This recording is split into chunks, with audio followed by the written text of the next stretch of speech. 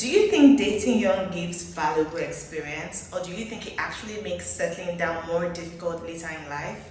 That's what we're going to be unpacking today.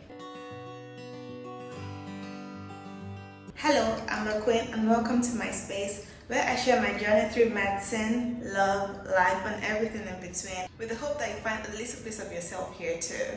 Let's dive in. So I was watching one of Eric Gugua's videos. I really like him. Whenever he posts a video, I watch. I've watched most of his new videos.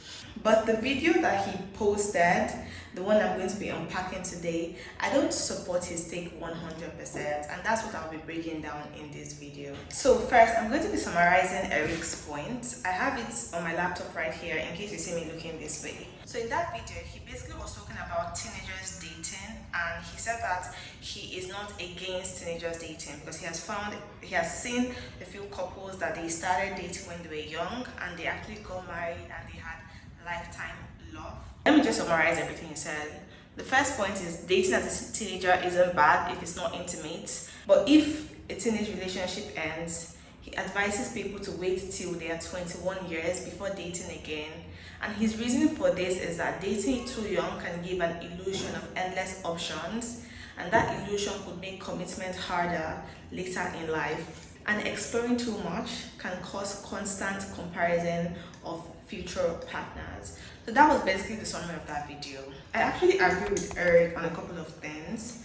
Firstly, I agree that teenage dating in itself is not inherently a bad thing, and if it's monitored closely, it could be a good thing. It could help teenagers explore their boundaries properly, and it could even help with some kind of emotional stability in some ways. I also agree that excessive dating exploration could cause comparison and make it more difficult to value long-term commitment later in life when it comes. I agree on those things, and overall, I understand Eric's overall message. He wants people to value relationships and marriages more seriously and not take them like casual, disposable things. From what I understand, he believes that by the time you're 21, you're probably more mature and you'd value relationships more. So now the thing about reduced comparison in marriage, I feel like that could be both a positive and a negative thing. It could be a positive thing in the sense that you do not compare your partners unnecessarily. You're not putting other people that you've dated before on a pedestal. You can see your partner for only who they are because that's all you know. But I feel like it can be negative in the sense that you can't really say that something is bitter when you've never tasted something that is sweet. So if you've never really had exposure to a healthy, stable relationship, no matter the age that you are at that time, you may not really be able to identify that you are in a toxic relationship if you are in one. If you've never experienced a healthy relationship, or you didn't have any role models growing up that were in a healthy relationship. So I feel like comparison can be both a good thing and a bad thing. So I don't fully support Eric's point in that area. So now let me explain my own perspectives that are completely or mostly different from Eric's perspectives. Personally, I don't think the solution to the problems Eric had stated are for a person to completely stop dating until they are 21. For me, I don't think it's about how many times you date per se, but it's about how you date. It's about the mindset you carry into those relationships. Because the truth is that people will have experiences one way or another. Even if you marry your very first partner, curiosity doesn't just disappear. I mean, you're still human at the end of the day.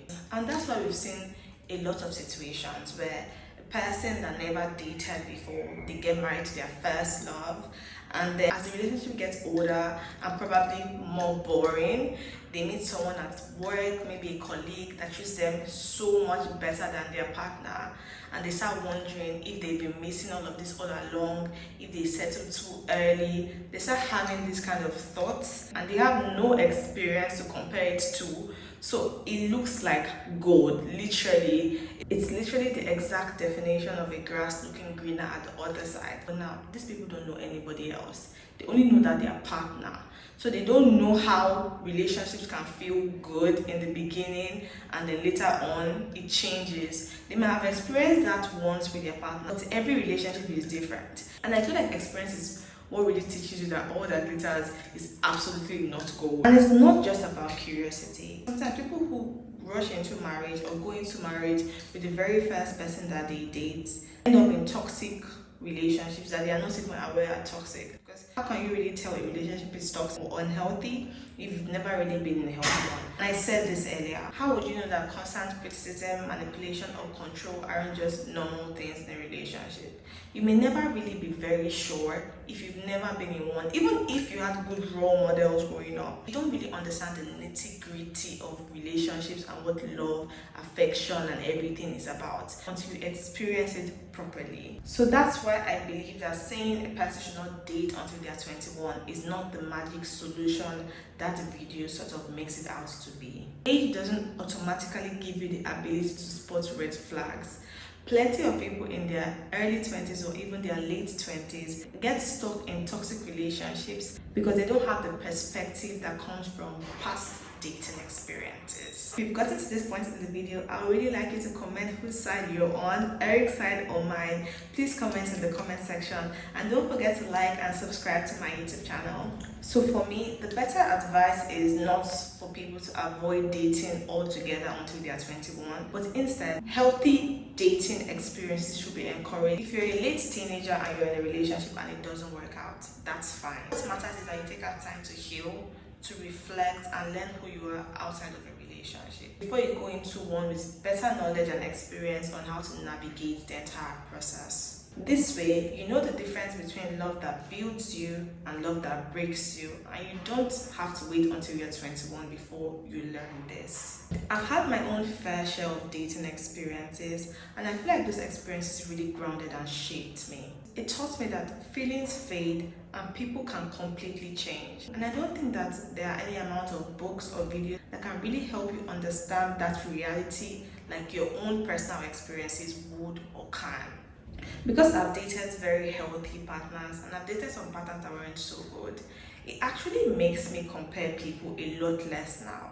I know that everybody has their strengths and they have their flaws, and the area this person may be strong in, this other person may be weak in that area, and vice versa.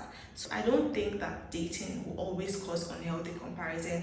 It could actually reduce unhealthy comparison. I'm now also more aware of how emotions can cloud your judgment, and it helps me make more logical decisions as an adult navigating dating, as I feel like I would not have had if I didn't date earlier and I just started dating when I became an adult. In conclusion, I believe dating mostly without intimacy is valuable. Breakups aren't the end, they are lessons, and even if you wait until you're 21 before you start dating, you can still be immature in love and be stuck in mediocrity without even realizing it. But if you start earlier in a healthy environment, you can develop instincts to recognize what's healthy, what's toxic, and what's worth your time. For me, that's the difference. I don't settle for mediocrity because I've experienced better. That's real maturity, and dating gave me that. So I believe healthy relationships don't harm you, they actually shape you. So to cut it short, I definitely agree where Eric is coming from, but I don't agree with his point completely. Experiences are not inherently bad, and they could actually help you choose better and not worse. So what do you guys think? Do you agree with Eric? Or do you agree with me? Please leave your opinions in the comment section. I will be very eagerly waiting to read them. It will be very, very nice if you actually commented on this video. Thank you so much for watching till the end. See you guys on my next video. Bye bye.